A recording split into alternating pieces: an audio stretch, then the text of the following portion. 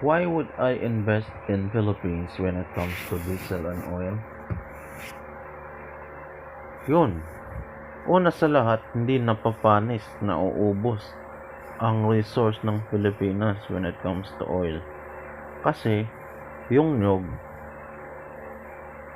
forever, may expiration.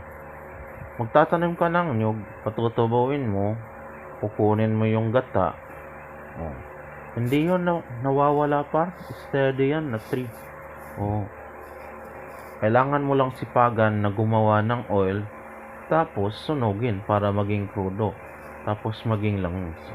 Hindi yan kagaya nung nasa na nag-drill ka, pag naubos yung resource ng crude, wala na. Yan yung kaibahan ng diesel oil ng Pilipinas. Kasi forever yung par.